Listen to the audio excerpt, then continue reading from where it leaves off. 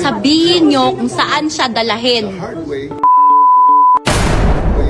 By virtue of the warrant of arrest issued by the ICC, Inaresto si dating Pangulong Rodrigo Duterte Tanda na po ni Tatay Digong. Hindi niya po to deserve. CC is their last hope. Na makakamit mo na yung justisya at katarungan sa pagpatay sa iyo.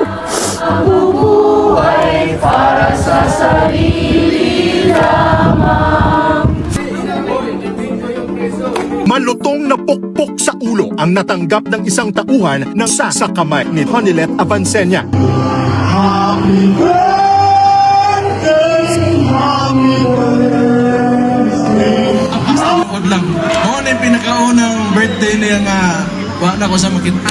Huwag natin kalimutan na ang problema ng bayan ay hindi ang mga Duterte. Nadagdagan pa ang listahan ng mga kaduda-dudang pangalan na tumanggap umano ng confidential funds mula sa Office of the Vice President. Bumuelta naman ang palasyo sa pagkwestiyon ni Senator Amy Marcos sa pag-aresto kay dating Pangulong Duterte. Policy Chair! Okay po, sir. Ikaw ba sumulali? Okay po, tanga po ako, sir. Ginisa ng mga kongresista ang ilang vlogger na nagpapakalat ng fake news online. Ang dalawa sa kanila, napaiyak. Sasabihin mo mga tanga kami.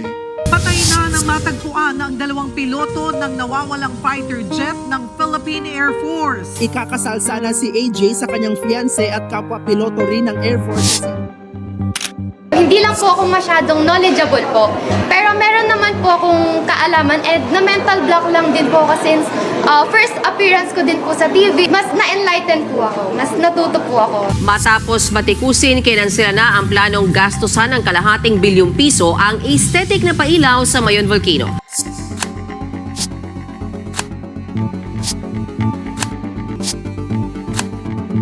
Opisyal nang idineklara ng Pag-asa ang pagtatapos ng amihan at ang pagsisimula ng panahon ng tag-init.